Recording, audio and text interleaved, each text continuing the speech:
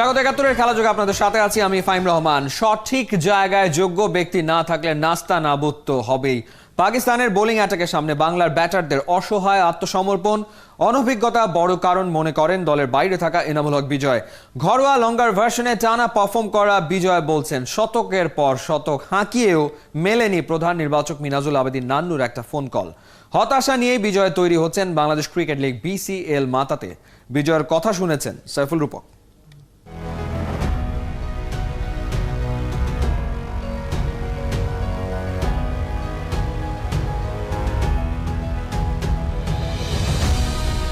পাকিস্তানের বিপক্ষে 2 টেস্টে বাংলাদেশের ওপেনার টপ অর্ডারদের পারফরমেন্স তো সবাই দেখলেন, এবং যেই হতাশা যেটা বাংলাদেশের মিডল অর্ডার কিংবা লোয়ার অর্ডারের জন্য চাপের হয়। বিজয়, আপনি নিশ্চয়ই খেলা দেখেছেন, আসলে এই টপ অর্ডার কিংবা ওপেনারদের সমস্যাটা কোথায় মনে হয় আপনার? এক্সপেরিয়েন্সের ঘাটতি তো আছেই। আসলে আমাদের সিনিয়র প্লেয়াররা যারা এর আগে ওপেন করেছে, ইমরুল কায়েস করেছে, তামিম ভাই করেছে, সৌম্য করেছে, লিটনও কিছুদিন মনে হয় করেছে, তো এক্সপিরিয়েন্সের একটা ব্যাপার থাকে যে টেস্ট ক্রিকেটে অন্তত আপনি এক্সপিরিয়েন্স কম হলে টেস্টের রেজাল্ট পাওয়াটা একটু ডিফিকাল্ট হয়। টেস্টে দেখেছি যে ওপেনারদের আসলে ফুটওয়ার্কের ঘাটতি কিংবা এক্সট্রা পেসে তারা বিট হচ্ছে কিংবা বলটা রিড করতে পারছে না। এই জায়গাটাতে আসলে আপনার কি মনে হয় কি কি জায়গায় কাজ করার আছে, বা আপনি ওই বিষয়গুলো নিয়ে নিজে তৈরি হচ্ছেন কিনা? 3টা সেশন থাকে, এর মধ্যে আপনার নতুন বল থাকে, পুরান বলে রিভার্স সুইং থাকে, পিস বল, স্পিনার, অকেশনাল বলার। তো আপনি খেলতে খেলতে অনেক কিছু বুঝতে পারবেন। আপনি ফুটওয়ার্ক নিয়ে অনেক বেশি কথা হচ্ছে, বাট আপনার শর্ট সিলেকশন ভালো না, তাইলেও সমস্যা। আপনি শর্ট সিলেকশন ভালো, আপনার ফুটওয়ার্ক ভালো না, সেটাতেও সমস্যা। আপনি সবই ভালো কিন্তু আপনার হয়তো সিচুয়েশনটা আপনি ভালো হ্যান্ডেল করতে পারেন না, সেটাতেও সমস্যা। আসলে সব কিছু মিক্সড হয়ে একটা ক্রিকেট প্লেয়ার ব্যাটসম্যান হিসেবে তৈরি হয়। প্লেয়ার লাইক বিজয়, যে গত 5 বছরে 4 ডে ম্যাচে বাংলাদেশের সবচেয়ে বেশি রান করেছেন, আপনি সুযোগ পাচ্ছেন না, মাত্র 4টা টেস্ট খেলেছেন ক্যারিয়ারে, মানে অবাক লাগে না বিষয়টা? জি, আসলে এটা একটা ব্যাপার যে আমরা যখন খুব কম ফার্স্ট ক্লাস ম্যাচ খেলে ডেবু করে ফেলেছিলাম আমিও, তো ওই সময়টা আসলে পারফর্ম করতে পারিনি, এক্সপিরিয়েন্সের ঘাটতি ছিল। তাও সেটা 2013-14 গল্প। আমি মনে করি এই 5 বছরে 6 বছরে তো অনেক এক্সপিরিয়েন্স হয়েছে, তো যত 4 ডে ম্যাচ খেলা যায় তত এক্সপিরিয়েন্স হয়। তা আমি মনে করি আমি অনেকটা শিখেছি। আমার 100তম ম্যাচ হয়ে গেল জাস্ট লাস্ট ম্যাচটা। আপনি তো রেগুলারলি পারফর্ম করছেন premier league, white ball cricket কিংবা রেড বল ক্রিকেটে। নির্বাচকরা কি আপনার সাথে কথা বলেছে বা কখনো বলেছে যে আরেকটু এরকম পারফরমেন্স করলে আপনাকে নিয়ে ভাবছি বা বিবেচনায় আছেন? এটা আমি খুবই আশাবাদী যে একটা প্লেয়ার সবসময় চাইবে যখন পারফর্ম করে তার সাথে বড় মানুষ যারা আছেন, ভালো দায়িত্বে আছেন, তারা যেন কথা বলে। এটা সবাই চায়, আশা করে যে আমি কেন নাই বা আমি কেন আছি বা আমার নিয়ে কি প্ল্যান হচ্ছে, এরকম আমি আশা করি সবসময় যে যদি আমি ভালো করি তাহলে অবশ্যই আমাকে বলা হোক বা জানা হোক যে আমি ভালো করছেন। কথা কখনো ফোন পেয়েছেন? সো পাইনি, বাট সবসময় আশা করি যে ভালো করলে তারা একটা জানাবে, এবং প্রসেস কী বা কী চিন্তা করছে। তো যেমন আমি লাস্ট 2 বছর যখন BCL হাইস্ট রান টেকার হলাম, তখন কিন্তু আমি পরপর 2 বছর BCL মানে কিন্তু BCL সবচেয়ে বড় খেলা, ন্যাশনাল লিগের থেকেও কিন্তু BCLটা অনেক বেশি আমরা জরুরি মনে করি। তখন মনে করেছিলাম যে তারা হয়তো আমাকে টেস্টে দেখবে, কারণ 2 বছর টানা। তারপরে এই টিমে খেললাম, এই টিমে তো আফগানিস্তানের সেঞ্চুরি করলাম, তো তখন খুবই আশাবাদী ছিলাম যে তারা হয়তো এখন একটা সুযোগ আসবে, বাট হয়নি। বাট ফোনও দেয়নি। ইটস ওকে, আসলে তারা মনে করেনি, ফোন দেয়নি, ইটস ওকে, কোনো ব্যাপার না। বাট আমাদের প্লেয়ারদের দায়িত্ব যে সবসময় পারফরমেন্স করতে থাকা এবং আশা করতে থাকা যে এই যে একটা ফোন কল আসবে যে আমরা আবার সুযোগ পাবো বা অবশ্যই খেলবো। Thank you. টেস্ট স্ট্যাটাসের 21 বছরে লজ্জার হতাশা ছাড়া কি পেল বাংলাদেশ? শুধু অবাক নয়, আটকে ওঠার মতোই খবর। বছরে গড়ে একটা করেও টেস্ট জিততে পারছে না বাংলাদেশ। একটা টেস্ট জিততে প্রায় 1.5 বছর সময় লেগে যায় ওদের। ওরাই বিশ্বের একমাত্র দল যারা শেষ 2 দিনে 20 উইকেট হারাতে পারে। টেস্ট ক্রিকেটে বাংলার লজ্জার ইতিকথা জানাচ্ছেন এতেশাম সবুজ।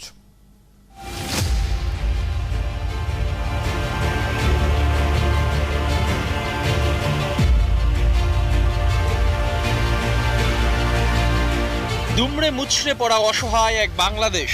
দেখতে না চাওয়া এই দৃশ্যগুলোই কেন ফিরে ফিরে আসে বারবার। এদেশের টেস্ট ক্রিকেট যেন হয়ে পড়ছে কলঙ্কের কালিমায় লেখা, অসহ্য আর বিরক্তির গা জ্বালানো সব কথা।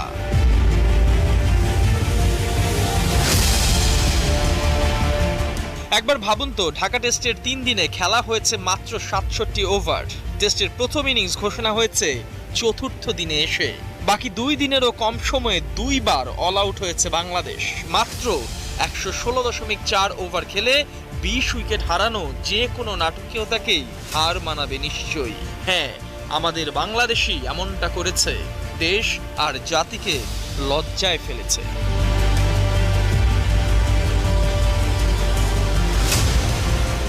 তৃতীয় দিনেও দল কোনো উইকেট হারায়নি, সেখান থেকেও টেস্ট হারার ঘটনা কেবল বাংলাদেশই ঘটাতে পারছে। বিশ্ব ক্রিকেটে একমাত্র দল হিসেবে এই নেতিবাচক রেকর্ড এর আগেও একবার করেছিল বাংলাদেশ, সেটা 2001 সালে নিউজিল্যান্ডের সাথে ওয়েলিংটন টেস্টে। টেস্ট ক্রিকেটে বাংলাদেশ এখন আর নবাগত নয়, দিনে দিনে পার করছে 21 বছর। এই সময়ে তো মানুষ শৈশব পেরিয়ে ভরা যৌবনে পৌঁছে যায়। শেকল ভাঙার সে বয়সে বাংলাদেশের টেস্ট ক্রিকেট এখনো শিশুকালেই পড়ে আছে। আপনি কি ভাবতে পারেন গড়ে বছরে একটা টেস্টও জিততে পারেনি বাংলাদেশ?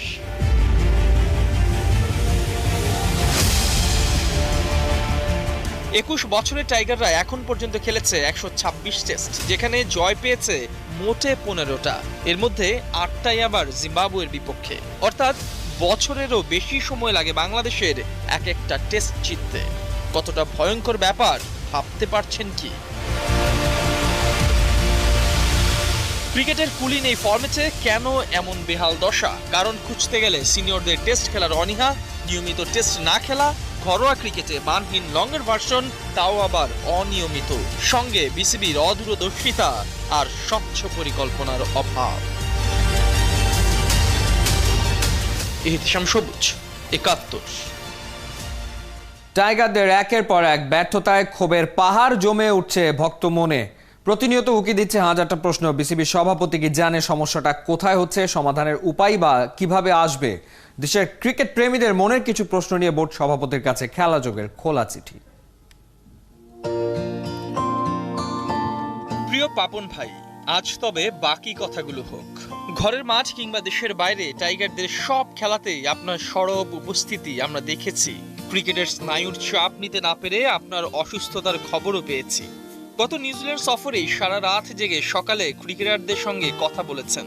এই গল্প আমরা জাতীয় দলের ক্রিকেটারদের কাছ থেকেই শুনেছি। ক্রিকেটের প্রতি আপনার প্রগাঢ় ভালোবাসার প্রকাশ তো এসবেই হয়ে যায়। কিন্তু কষ্টের বিষয়, এখনো বাংলার একজন আম্পায়ার আইসিসির এলিট প্যানেলে যেতে পারেননি। বরং আপনার মেয়াদকালে ঘরোয়া ক্রিকেটে এই আম্পায়ারিং নিয়ে চরম বিতর্ক জন্ম দিয়েছে। যাদের হাতে এই দায়িত্ব দিয়েছেন সেই ব্যর্থ লোকটা কখনো কি জবাবদিহিতার আওতায় এসেছে? অথচ জাতীয় লীগ, বিপিএল কি ডিপিএল সবখানেই পাতানো ম্যাচের অভিযোগ লেগেই আছে। সমালোচকরা বারবারই প্রশ্ন তোলে, কোচ নিয়োগে নানা রকম কমিশন বাণিজ্য হয় বিসিবির ভেতর থেকে। আসলে ব্যাপারটা কতটা সত্য খতিয়ে কি দেখেছে আপনার দায়িত্বপ্রাপ্তরা? নাকি সর্ষের ভেতর ভূত লুকিয়ে রাখতেই ওদের পছন্দ? ঢাকা প্রিমিয়ার লিগে বছর বছর বাইলস পরিবর্তন হয়, ক্লাবগুলোর ইচ্ছে মতো সিদ্ধান্ত হয়। এখন পর্যন্ত কেন দীর্ঘমেয়াদী বা স্থায়ী বাইলস হয়নি?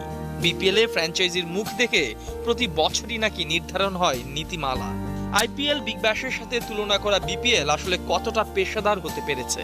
আপনি কি কখনোই টুর্নামেন্ট কমিটি বা গভর্নিং কাউন্সিলকে প্রশ্নের মুখে দাঁড় করিয়েছেন? হয়তো আপনি বিশ্বাস করে গেছেন, আর কেউ সেই বিশ্বাস নিয়েই খেলা করেছে।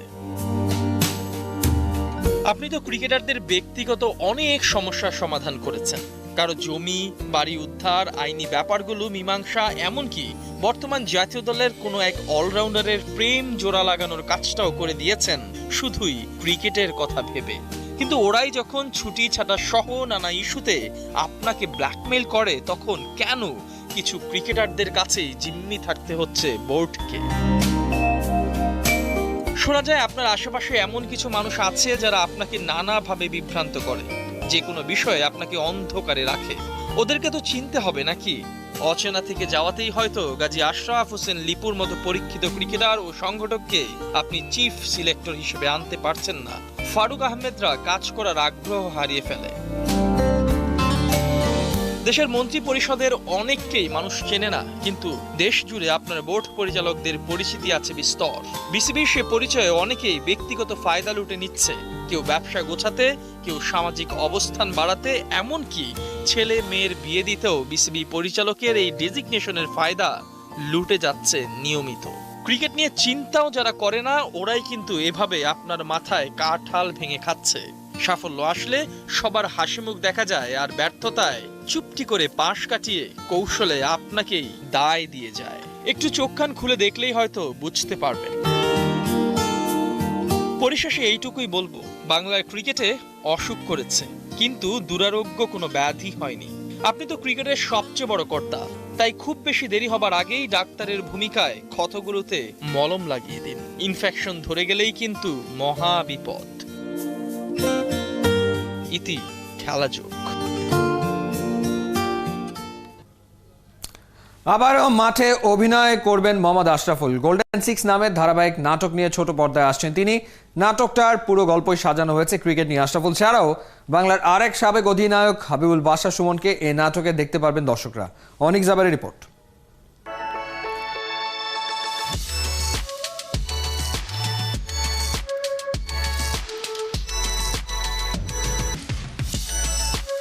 দীর্ঘ বিরতির পর ক্রিকেট মাঠের সাবেক তারকা মোহাম্মদ আশরাফুল আবারও ফিরছেন অভিনয় দিয়ে। ধারাবাহিক নাটক গোল্ডেন সিক্সের মূল চরিত্রে দেখা যাবে তাকে। নাটকটির পুরো গল্প সাজানো হয়েছে ক্রিকেট নিয়েই। ক্রিকেটের পাশাপাশি অভিনয়েও বেশ আগ্রহ আছে বাংলার সাবেক অধিনায়কের, যে আগ্রহই তাকে উৎসাহ দেয় নতুন কিছু করার। অনেক চিন্তা করে দেখলাম যে ঠিক আছে, যেহেতু আমি অবসর সময় হয়তো বা ওই টাইমটা দিব ওনাকে, তো সেইভাবেই আসলে গোল্ডেন সিক্স নামে আমরা একটা ধারাবাহিক নাটক উনি শুরু করেছেন। তো আমার ফ্রি টাইমে আমি সময় দিয়েছি 3 দিন। এখন আবার খেলার জন্য চলে যাব, আবার যখন খেলা শেষ হবে ফ্রি হব, আবার হয়তো দিব। মজা লাগতেছে, সত্যি কথা এনজয় করতেছি। 2010 সালে শেষবার টি-20 নামের খণ্ড নাটকে অভিনয় করেছিলেন আশরাফুল। প্রায় 11 বছরের বিরতির পর আবারও ছোট পর্দায় দেখা যাবে তাকে। গোল্ডেন সিক্সে বাংলার আরেক সাবেক কাপ্তান হাবিবুল বাশার সুমনকেও দেখতে পারবেন দর্শক। সাথে থাকবেন হাসিবুল হোসেন শান্ত ও শাহেদ। নাটকে আশরাফুলের নায়িকা গ্ল্যামার গার্ল শেতাজ। আমি সচরাচর সিরিয়াল করি না, বাট যখন অ্যাপ্রোচ করা হয়েছিল আমি লাইক আচ্ছা সিরিয়াল, আচ্ছা কি এখানে ক্রিকেটাররা কিভাবে থাকবে, ক্রিকেটাররা তো অ্যাক্টিং করে না, এই জিনিসটা আমার প্রথমে আসছিল। আমাদের ডিরেক্টর ওয়াজ লাইক না উনি পারবে, ইনশাল্লাহ পারবে, and was like okay, so maybe I am doing it for a new experience, and it's a different experience when you're working with a cricketer and he's an actor, so I think that's an honor for me and also the entire team. ব্যতিক্রম ধর্মী গল্পতেই সাজানো হয়েছে পুরো নাটকটি। অভিনয় জগতের তারকাদের সাথে ক্রিকেট তারকারাও আছেন, তাই এ নাটকটি দর্শক জনপ্রিয়তার শীর্ষে থাকবে বলেই আশা করছেন নির্মাতা।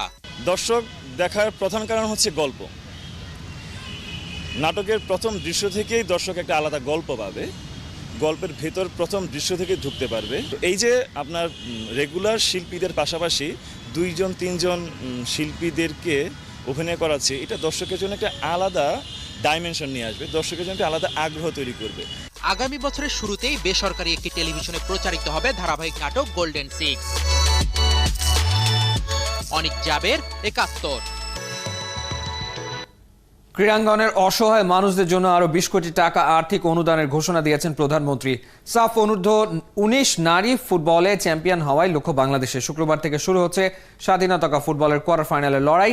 বঙ্গবন্ধু আন্তর্জাতিক ব্যাডমিন্টন জুনিয়র সিরিজে 5 দেশের লড়াইয়ে চ্যাম্পিয়ন হয়েছে বাংলাদেশ। খেলাধুলার সব খবর এক করে জানাচ্ছেন অনুবাপী। অনেকটা পথ পাড়ি দিয়ে রংপুরের কিশোরীদের এই বিজয় উল্লাস।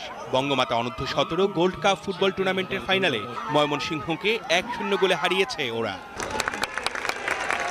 ছেলেদের বঙ্গবন্ধু গোল্ড কাপের শিরোপা ঘরে তুলেছে সিলেট বিভাগ। দেশের ফুটবলের পাইপলাইন মজবুত করার লক্ষ্য নিয়ে যুব ও ক্রীড়া মন্ত্রণালয়ের এই আয়োজন। রানার্স আপ এবং চ্যাম্পিয়ন সবাইকে আমার আন্তরিক অভিনন্দন। ফাইনাল ম্যাচ ও পুরস্কার বিতরণী অনুষ্ঠানে ভার্চুয়ালি উপস্থিত ছিলেন প্রধানমন্ত্রী শেখ হাসিনা। কখনো মাদকাসক্ত হওয়া বা জঙ্গিবাদের সাথে সম্পৃক্ত হওয়া বা পড়াশোনা ছেড়ে দেওয়া সেগুলি করবে না। তাদের মন এবং তাদের শারীরিকভাবে তারা খুব সুস্থভাবে তারা খেলাধুলাও করবে, পড়াশোনাও করবে, মানুষের মতো মানুষ হবে, সেটাই আমি চাই। উৎসাহ দেওয়ার পাশাপাশি ক্রীড়াঙ্গনে করোনায় ক্ষতিগ্রস্তদের আর্থিক সহযোগিতার ঘোষণা দেন প্রধানমন্ত্রী। এই অনুষ্ঠানে তিনি আরও 20 কোটি টাকা দেওয়ার ঘোষণা করেছেন। এটি আমি মনে করি আমরা কখনো কল্পনাও করি নাই যে এত টাকা তিনি আজকে আসলে আমাদেরকে উপহারটি দিবেন। মারিয়া আকি খাতুনদের সামনে চ্যালেঞ্জ সাফ চ্যাম্পিয়নশিপ। 19 না পেরোনো মেয়েদের এই টুর্নামেন্টে অংশ নিচ্ছে 5 দেশ। বাকিদের শক্তি সামর্থ্য সম্পর্কে ধারণা আছে ওদের, সেভাবেই হয়েছে প্রস্তুতি। চেষ্টা করব যে চ্যাম্পিয়ন হওয়ার জন্য। এজ লেভেলের যে ধারাবাহিকতা আর কি, আমরা এজ লেভেলে প্রতিটা টুর্নামেন্টই ভালো করছি। জর্ডান, ইরান, হংকং শক্তিশালী টিমের সাথে খেলার পরে যে একটা অভিজ্ঞতা হয়েছে, আমি মনে করি যে এটা একটা ভালো কাজ। 11ই ডিসেম্বর থেকে কমলাপুর স্টেডিয়ামে হবে সব ম্যাচ। ফাইনাল খেলতে হলে পার করতে হবে ভুটান, শ্রীলঙ্কা, ভারত আর নেপালের বাধা। আমাদের মেয়েরা প্রতিজ্ঞাবদ্ধ, তাদের ভিতরে আত্মবিশ্বাস কাজ করছে, তারা যথেষ্ট পরিশ্রম করছে, তারা যথেষ্ট ডিসিপ্লিনের ভিতরে আছে এবং আমার বিশ্বাস যে আমরা একটা ভালো রেজাল্ট করব। স্বাধীনতা কাপ ফুটবলের কোয়ার্টার ফাইনালের লড়াইয়ে সোমবার মাঠে নামবে 4 দল। কমলাপুর স্টেডিয়ামে শুক্রবার সন্ধ্যা 5:45টায় ঢাকা আবাহনীর প্রতিপক্ষ বাংলাদেশ সেনাবাহিনী। রাত 8টার ম্যাচে সাইফ স্পোর্টিং এর সাথে লড়বে টুর্নামেন্টের নবাগত দল স্বাধীনতা ক্রীড়া সংঘ। ফুটবল থেকে ব্যাডমিন্টন, বিজয়ের মাসে অর্জনের নতুন গল্প লিখল বাংলার জুনিয়র শাটলাররা। বঙ্গবন্ধু ব্যাডমিন্টন চ্যালেঞ্জে শুক্রবার মিক্সড ডাবলস ও ছেলেদের ডাবলসে জয় পায় বাংলাদেশ। আগের দিন উর্মি স্মৃতির জিতে 6 দেশের লড়াইয়ে সবাইকে টেক্কা দিয়ে দলগতভাবে সেরা লাল সবুজরা। ব্যাডমিন্টন থেকে হকি, চ্যাম্পিয়ন্স ট্রফিকে সামনে রেখে শুক্রবার বিকেল 4:30টায় জাপানের বিপক্ষে প্রস্তুতি ম্যাচ খেলবে জাতীয় হকি দল। আগের দিন 2 দলই করেছে মাঠের অনুশীলন। শনিবার থেকে শুরু হচ্ছে জব্বার স্মৃতি টেনিস প্রতিযোগিতা। দেশের নানা প্রান্ত থেকে এই আসরে অংশ নিচ্ছে 500 জন টেনিস খেলোয়াড়। 7 দিন ব্যাপী এই টুর্নামেন্টের সব ম্যাচ হবে রমনার আইইবি প্রাঙ্গণে। ম্যাক্স গ্রুপের সার্বিক সহযোগিতায় এই টুর্নামেন্টের প্রাইজ মানি থাকছে 2,04,500 টাকা। অর্ণব বাপি, 71। এই ছিল এই মুহূর্তের খেলাযোগে সরাসরি সংবাদ অনুষ্ঠান দেখতে থাকুন 71-এর ফেসবুক পেজ এবং সাবস্ক্রাইব করুন 71-এর ইউটিউব চ্যানেলে। প্রতি মুহূর্তে আমরা জানাচ্ছি করোনার সবশেষ ভয় নয়, সচেতনতাই জয়।